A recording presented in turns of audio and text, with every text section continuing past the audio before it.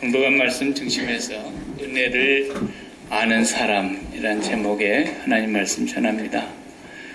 야곱이 20년 만에 이제 고향으로 귀향길에 오르게 되는 내용까지 우리가 왔습니다.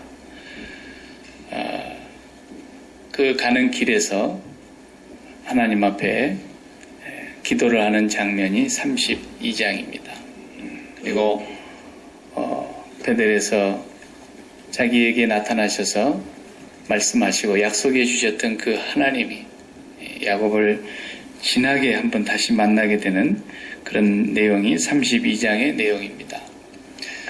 은혜를 안다고 하는 것, 그것은 사람만이 할 수 있는 것인데 모든 사람이 다 또 그렇지는 못하는 경우가 참 많습니다.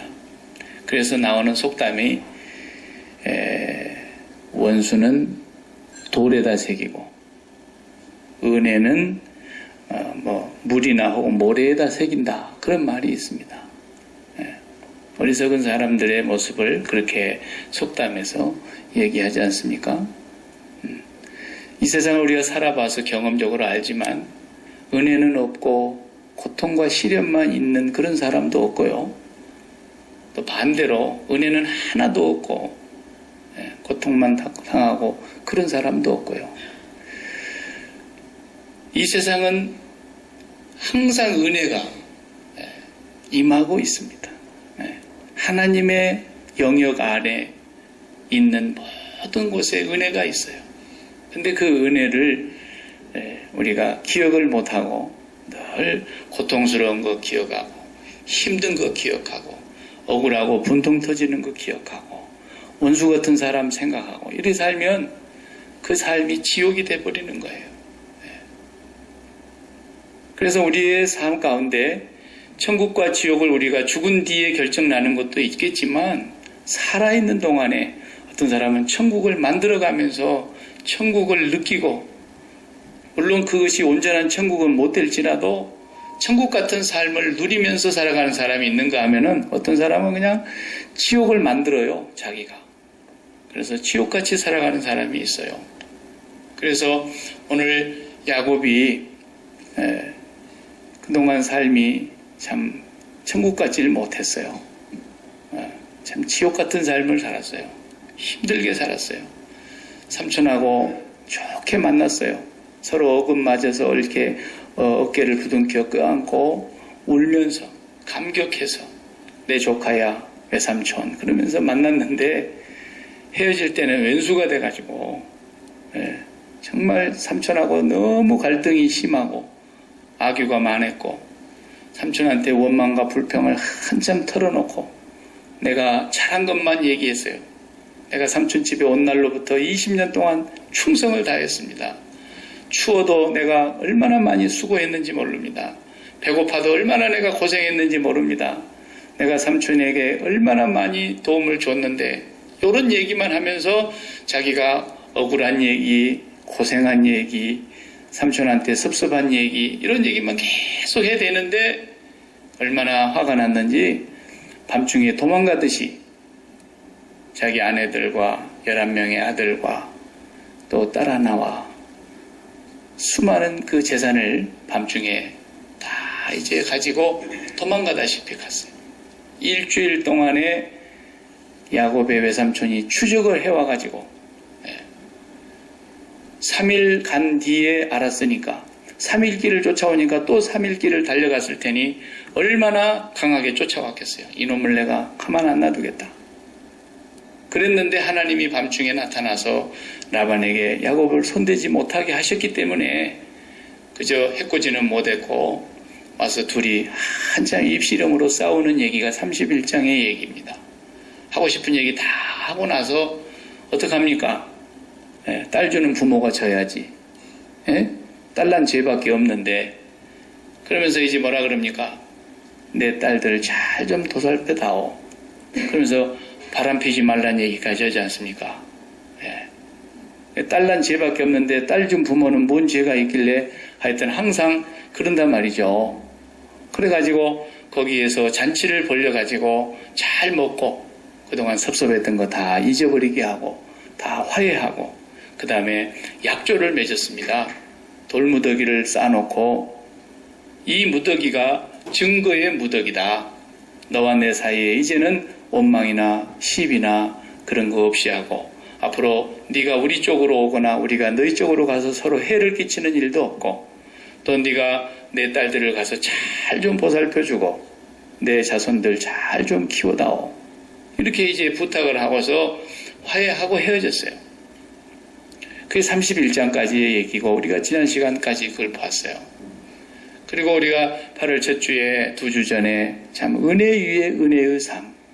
야곱이 얼마나 은혜를 많이 받았는데 그 은혜는 다 잊어버리고 원망과 불평과 짜증, 분쟁을 거기서 계속 일삼다가 이제 오늘 돌아오는 날 20년 만에 고향을 찾아가는데 눈에 아른아른 거리는 것이 하나 있는 거예요.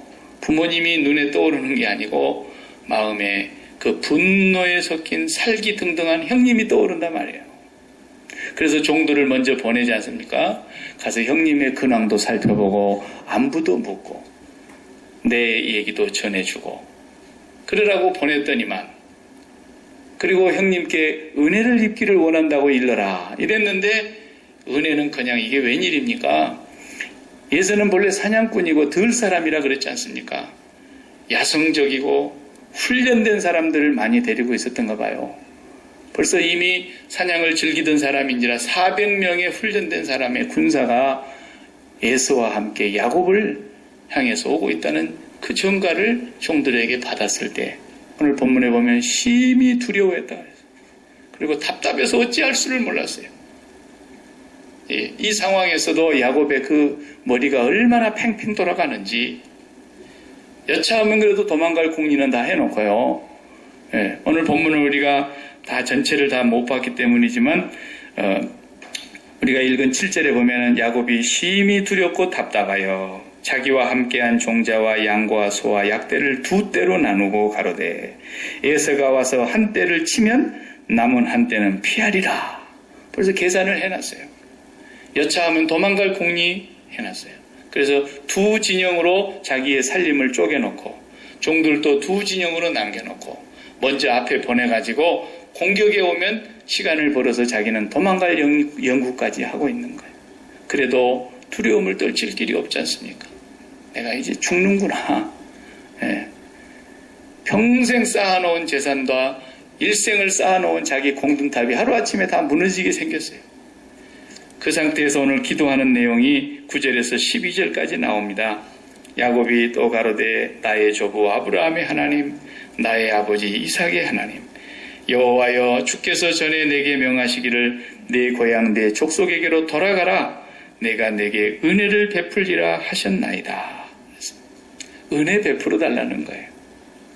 여지껏 은혜 받았는데 은혜를 모르고 살았는데 이제 죽게 되니까 죽을 것 같으니까 자기의 모든 것이 다 허사로 돌아갈 것 같으니까 이제 하나님 앞에 은혜를 베풀어 주십시오. 전에 약속하시던 그 하나님 앞에 은혜를 구하고 있습니다. 10절에 보면 나는 주께서 주의 종에게 베푸신 모든 은총과 모든 진리를 조금이라도 감당할 수 없사오나 내가 내 지팡이만 가지고 이 요단을 건넜더니 지금은 2떼나 이루었나이다. 은총이라는 말을 또 쓰고 있습니다. 야곱이 쓰지 않는 단어가 입에서 나오기 시작했어요. 은혜 베풀어 주십시오. 내가 은총을 받았습니다. 지팡이 하나 의지하고 이 요단강을 건너서 내가 외삼촌 집에서 살았었는데 지금은 내가 2떼를 이루고 이렇게 된 것은 내가 도저히 감당할 수 없는 은혜였습니다. 은총을 많이 받았다는 걸 이제 깨닫는 거예요. 사람 돼가는 거죠. 믿음도 똑같은 이 수순을 받게 돼 있어요. 내가 은혜 받았구나. 이걸 깨닫는 사람이 이제 하나님 앞에 복된 사람으로 살아가는 거예요. 여지껏 교회를 다니면서도 내가 뭔 은혜를 받아. 매일 교회 갔다 내가 헌금 바치고 몸뚱아리 내가 다 바쳐서 내가 봉사하고 충성했는데 그러면서 왜 나를 안 알아주는 거야? 이렇게 되는 사람은 교회 다녀도 참 정말 머리 무겁고 힘듭니다. 근데 나 같은 것이 하나님의 자녀가 됐다니 그걸 늘 생각하면서 은혜를 받았다는 것을 깨닫는 사람은 철든 사람이라 그래요. 신앙이 많이 이제 자라가는 거예요. 우리 자식들 키워보면 다 그러잖아요. 그저 내 몸에서 나온 자식이라도 부모 은혜를 몰라주고 부모 속을 이렇게 몰라주고 그러면 말이죠. 어때요? 입에서 막 훌륭한 이왼수 같은 그런 막 말도 나와버리고 그런다고요. 은혜를 몰라주면. 그래서 동물 중에도 개 같은 것은 정말 은혜를 아는 것처럼 막 그렇게 주인한테 살랑거리고 그러니까 개 같은 뭐 이런 것은 요건 욕도 아니라 그러잖아요. 개들이 요즘 데모한다요. 우리는 그런 얘기하면 안 된다. 우리는 주인의 은혜를 알고 사는데 무슨 소리 하느냐. 개만 또 못한 이렇게 얘기를 해야지. 은혜를 모르는 사람을 그래서 우리가 그런 평가를 하는 말을 하지 않습니까? 신앙은 은혜를 아는 것에서 출발하는 거예요. 거기서부터서 이제 출발점이 되는 거예요. 이제 내가 신앙에 눈을 떴구나. 어디에요? 은혜를 깨닫게 됐다라는 거예요. 한 번도 쓰지도 않던 은혜라는 말을 쓰면서 은혜 베풀어 주신다 그랬지 않습니까? 우리 조부의 하나님, 우리 아버지의 하나님, 은혜 베풀어 주세요. 제가 너무너무 은총을 받았습니다. 지팡이 하나만 들고 왔는데 2대를 이루었습니다. 외삼촌 앞에서는 뭐라 그랬어요? 삼촌 1억입니까? 엄청나게 삼촌한테 싫은 소리하고 삼촌 가슴에 못 박는 소리만 하고 섭섭한 얘기만 하고 원망과 불만이 가득 나오는 얘기만 했어요. 그러던 사람이 이제 죽게 되는 지경에서 은혜를 사용합니다. 은총이라는 말을 오늘 쓰고 있습니다. 내가 주께 간구하오니 내 형의 손에서 에서의 손에서 나를 건져내시옵소서. 내가 그를 두려워하오건 그가 와서 나와 내 처자들을 칠까 겁내님이니이다. 주께서 말씀하시기를 내가 정녕 내게 은혜를 베풀어 주신다고 한 것처럼 은혜를 베풀어 주십시오. 이러는 거예요. 은혜라는 얘기 2번씩이나 또 은총이라는 얘기를 쓰고 있는 것을 우리가 봅니다. 야곱이 심경의 변화가 온 것이 분명합니다. 은혜라는 것을 사모하게 되고 은혜라고 하는 것을 깨닫게 되고 은혜라는 말이 입에서 단어가 사용되게 되면은 뭔가 변화가 왔다라는 얘기예요. 언제 이런 변화가 왔느냐는 거 야곱을 보니까 죽게 되니까. 지금까지 살만했거든요. 그렇죠? 아무리 힘들어도 살만했어요. 사람이 입에서 나오는 말을 들어보면 아직도 살겠구나.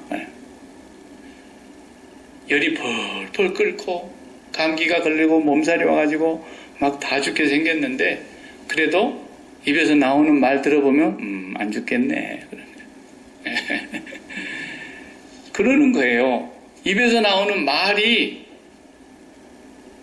그 사람이 지금 어떤 상태에 있는가를 말을 해주는 거예요.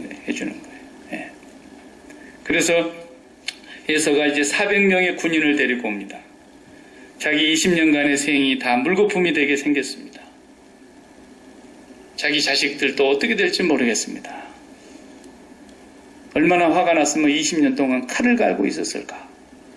400명이나 끌고 온다고 하는 얘기가 자기 귀에 들렸을 때에 얼마나 마음이 답답하고 불안해서 도망갈 연구만 해요. 오늘 우리가 다 읽지 않았지만 32장까지도 계속 이 얘기가 계속 나옵니다만 하여튼 강을 다 건너보냅니다. 야복강이라는 강을 다 건너보내고 자기만 안 건너가는 거예요. 그래도 안 변하면 나는 도망가려고. 거기서 기도하는 이의 장면이 나오지 않습니까?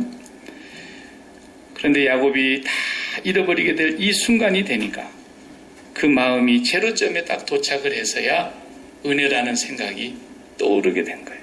하나님, 제게 은혜 주시고 내게 복을 내려주십시오.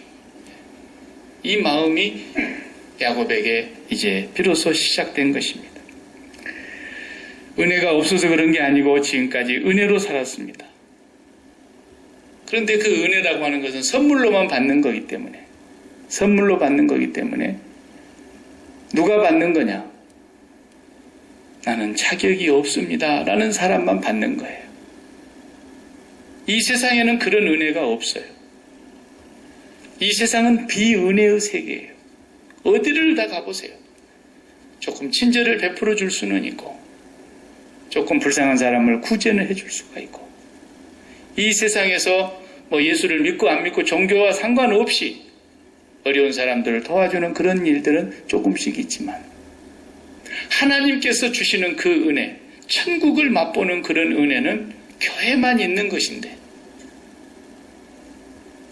그래서 교회를 우리의 주님이 되시는, 머리가 되시는 그 주님은 항상 은혜가 있었기 때문에, 은혜 위에 은혜가 있었고 은혜가 충만하셨기 때문에, 거기에 가서 보면은 누가 옆에 주변에 있었습니까? 전부 세상 사람들이 사람 취급을 하지 아니하는, 세상 사람들이 도무지 친구가 되어주지 않는 그런 사람들만 주님 옆에 있었어요. 참 신기하죠? 개 같은 사람들이라고, 아니 개만도 못한 사람들이라고 치부해버리는, 인간 말종, 인간 이하의 사람들로 취급을 받았던 부류들만 예수님 옆에 있는 걸 가만히 보세요. 그렇다고 한다면 우리 교회의 머리 대신 주님이 계신 곳에 그런 분들이 있었다고 한다면, 오늘날 교회에도, 그를 따르는 제자들이 모인 교회에도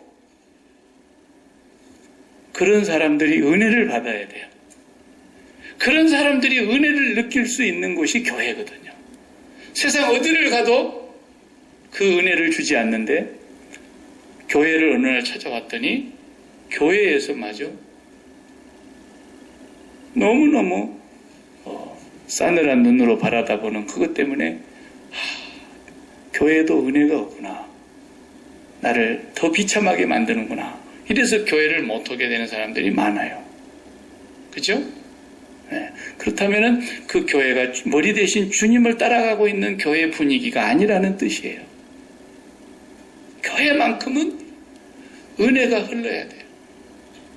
은혜가 있는 곳이 교회예요. 어떤 사람이 와도 비참함을 느끼지 않아야 돼요. 비참함을 느끼고 가면 거기는 주님의 은혜가 없기 때문이에요. 그런데 또 반대로 누가 은혜를 받느냐? 은혜 받을 자격이 없다는 사실을 아는 사람만 또 은혜를 받게 되어 있어요. 은혜 받을 자격도 없는 인간이 자기가 대단한 것인 것처럼 자기 자신의 몸값을 굉장히 올려서 평가를 하면 그건 또 하나님의 은혜가 전혀 임하지 않는 거예요. 이게 신비한 겁니다. 하나님의 은혜는 무궁무진합니다. 영원합니다. 온 지구를 다 덮고 60억이 넘는 인구들에게 더 받고 싶지 않을 만큼 충만하게 주실 은혜가 하나님께 있고, 지금도 있고, 지금 여기 이 땅에 있어요. 그런데 어디에게로 그 은혜가 흘러들어가느냐? 나는 은혜 받을 자격이 전혀 없습니다. 이 사람에게만 천국이 임하고 은혜가 임하는 거예요. 그러니까 교회 안에 들어온 사람들이 그 은혜를 받아야 되는데, 그 은혜를 내가 받을 수 있는데 왜 못 받느냐? 내가 자격이 있다고 생각하는 부분이 있기 때문에 그러는 거예요. 그것을 예수님이 가르쳐 주시려고 한 가지 비유를 쓰신 거예요.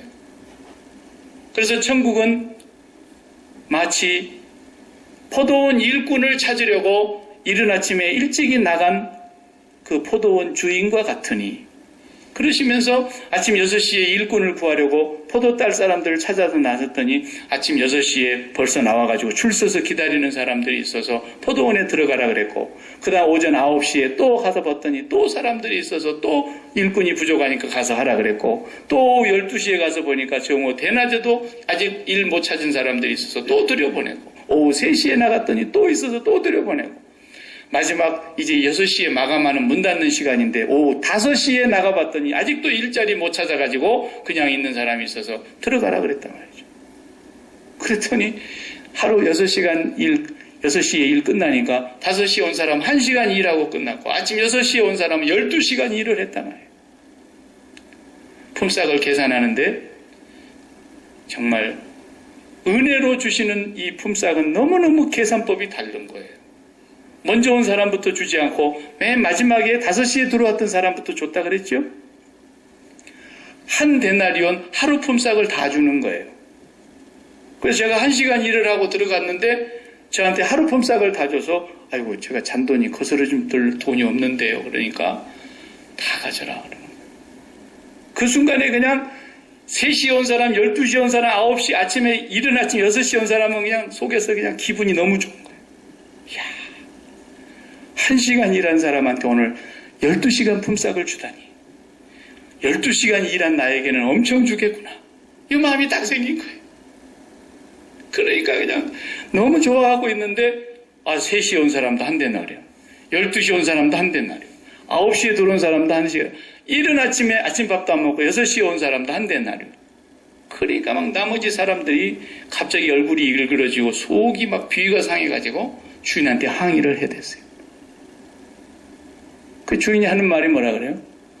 이 사람아, 내가 자네에게 하루 품삯 주겠다고 약속한 대로 줬는데 왜 말이 많아? 내가 이 사람한테 더 주고 싶어서 주는데 내 돈 갖고 내 맘대로도 못해? 이게 무슨 비유냐면 내가 도저히 이것을 받을 자격이 없는 사람인데 나에게 어떻게 이럴 수가 있습니까? 나 오늘 1시간 잠깐 나는 오늘 빈손 쥐고 공치고 그냥 빈손 들고 처자식한테 들어갈 뻔했는데 내가 이렇게 1시간이라도 일할 수 있어서 너무 감사했는데 내가 오늘 빈손 들고 가지 않아서 처자식들 굶기지 않을 수 있어서 다행이었는데 저한테 이렇게 주실 수가 있단 말입니까? 이러시면 안 됩니다.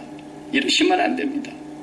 그러면서 도저히 받을 자격이 없다고 하는 생각하는 사람에게만 천국이 임한다는 거예요. 그래서 천국 비유 그것을 해주신 거예요. 몸값을 높이 챙기려고 하는 사람은 절대 천국이 없다는 거예요. 그래가지고 옛날에 박신양 씨가 아세요? 예. SBS 그 미니 시리즈 드라마 할 때 쩐의 전쟁, 돈의 전쟁을 쩐이라 그러죠. 쩐의 전쟁. 난 한 번도 못 봐서 잘 모르겠습니다. 뉴스는 내가 봤어요. 한 해 16부작으로 해가지고 2달 월화 드라마로 했다죠. 그래서 16번으로 딱 계약을 하고 혹시 이제 연장하게 되면은 인기가 올라서 연장하게 되면 다시 재계약하고 뭐 이렇게 하는가 보죠. 근데 한 회당 보통 한 5천만 원 정도 받기로 했대. 주인공 박신양 씨가. 야, 5천만 원도 많지요. 주인공 뽑힌 것으로만 해도 영광스러운 건데. 그 16부작을 해나가는 순간에 막 이 인기가 폭발적으로 올라가니까 시청률이 막 엄청나게 올라가는 거예요. 그러니까 이 제작진에서 연장합시다. 그러는데 재계약도 안 하고 연장하려고 하니까 주인공이 반대하면 못하게 돼 있거든. 박신양 씨가 몸값을 올렸어요. 얼마를 올렸냐? 한 해당 4,750만 원씩 받던 것을 한 해당 1억 7천만 원으로 올려달라고 그랬어요. 그래도 해야 되니까 어쩔 수가 없는 거예요. 그래가지고 드라마 제작진에서 그냥 속이 뒤집어지는데도 어쩔 수 없이 1억 7천만 원씩 더 주기로 하고 한 해당. 그거 했다고. 그 4회를 더 연장하고 끝났더래요. 근데 그 4회 연장한 방영분을 안 준 거야. 그러니까 이제 고발을 해가지고 고소해서 결국은 받아냈다 그래요. 그 드라마 제작진들이 너무 기가 막히고 선배 드라마 배우들이 너무 기가 막혀서 앞으로 저 사람은 드라마 어디에도 출연하지 못하게 하자 전부 담합을 해버린 거예요. 아무도 그를 안 불러주는 거예요. 러시아에 가서 막 연기 수업도 해가지고 상당히 그 연기가 재능이 있는 사람인데 아무도 안 불러주니까. 그래가지고 결국은 처음으로 나중에 이제 회귀하고 돌아와서 첫 드라마를 하는데 한 해당 얼마? 1,500만 원. 10분의 1도 안 되는. 그랬다잖아요. 몸값을 올려잡으려고 하는 사람들. 나는 더 받을 자격이 있는 사람입니다. 이러식입니까? 그러면서 아침 6시부터 온 사람들이 막 그 주인한테 화를 내는 거예요. 왜 불평불만이 쌓이고 왜 야곱이 막 삼촌한테 들이받고 삼촌한테 계속 원망하는 소리만 하고, 물론 삼촌이 다 잘한 건 아니죠. 그러나 지팡이 하나만 쥐고 왔던 시절을 생각했어야죠. 내가 이 나루터를 넘을 때 지팡이 하나를 잡고 왔는데 지금은 2대가 되었고 처자식이 이렇게 번성했고, 하나님, 내가 이렇게 받을 자격이 없사오나 은총을 입었습니다. 이제 그 얘기하는 거예요. 이제부터서 신앙이 자라기 시작하는 거예요. 이제부터서. 몸값을 올리면 올릴수록 자기 자신이 불행해지는 거예요. 원망과 불평은 다 어디서 나오는 거냐면 자기 몸값 올린 데서 나오는 거예요. 내가 어떤 사람인데 이 정도밖에 안 주시냐고. 내가 누군데 나를 이렇게 대접하느냐고. 내가 이렇게 죽도록 열심히 살아가고 주님을 위해서 뭔가 하는데 왜 우리 사업장을 맨날 이렇게 적자냐고. 그러면서 몸값 올려 잡으면 자기의 삶이 비참하게 되는 거예요. 천국과 지옥이 크기로부터 갈라지는 거예요. 우리의 몸값을 가장 정확하게 평가할 수 있어야 됩니다. 내 몸값이 얼마냐? 계산해 보십시오. 그 자리가 바로 십자가 자리인 것입니다. 우리 주님이 십자가를 지신 바로 그 자리, 나를 대신하여 달려 계신 바로 저 자리, 저게 내 몸값이라는 걸 알면, 나는 지팡이 하나 들고 이 지팡이 나무를 의지한 채 처량하게 나그네로 이 나루터를 건넜는데 지금 이렇게 큰 은총을 입었습니다. 내 몸값이 저 십자가 나무 위에 달려서 저주를 받아야 될 인생인데 하나님, 나에게 너무너무 과분한 은혜를 주셨습니다. 왜 이러십니까? 나는 5시에 온 사람입니다. 그런데 그 나중된 자가 먼저 되더라는 거예요. 그 사람들이 다 예수님 주변에 있었던 사람들이에요. 자기 몸값이 굉장한 줄 알았던 바리새인들과 서기관들과 백성의 지도자들은 다 독사의 자식들이라고 저주를 받은 거예요. 야곱은 여기서 엄청난 하나님의 은혜를 이제 깨닫기 시작하고 은혜의 절정에 들어가는 장면을 이제 맞이하게 됩니다. 그러니까 우리가 가정에서도 일터에서도 교회에서도 어느 사회생활하는 가운데서 모든 관계와 모든 사건과 상황 속에서 내 몸값을 바르게 알아야 돼요. 아마 박신양 씨는 2번 다시 그렇게 안 할 거예요. 그 사람이 이제 주인공하기 힘들잖아요. 잘못하면. 우리가 우리 몸값을 항상 바르게 알면, 여보, 나랑 살아줘서 미안해, 고마워, 이런 생각이 들고요. 에? 내가 당신 없으면 못 살 줄 알아, 이런 사람들은 그래 봐요. 그래 봐도 별 수가 없어요. 그래 봐도 별 수가 없어요. 언제나 자식을 봐도요. 자식을 봐도 내가 너를 남들 먹이는 걸 내가 안 먹였냐? 내가 남들 입히는 걸 내가 못 입혔냐? 내가 남들 한 만큼 내한테 내가 뒷바라지를 못했냐? 그래 봐요. 지옥이 되는 거예요. 요전에도 며칠 전에도 내가 그 얘기했지만, 금년에는 또 예년도 다 마찬가지고 그렇지만 금년에도 말레이시아 비행기는 실종돼가지고 아직도 오리무중이고 하나는 또 그냥 격추돼가지고 또 엄청난 사상자가 나고, 우리나라 같은 경우는 또 세월호가 그냥 침몰해서 엄청난 참사가 일어나고, 날마다 이 지구촌의 팔레스타인 쪽에는 지금 엄청난 전쟁으로 수많은 사람들이 죽고, 이라크에는 엄청난 많은 사람들이 종족 분쟁으로 지금도 정말 가정을 생계를 다 떠나야 되고, 네. 그 지점에 이르러 본 사람들이 뭐라고 얘기할 것 같습니까? 그 지점까지 들어가 보니까 무슨 생각이 들겠어요?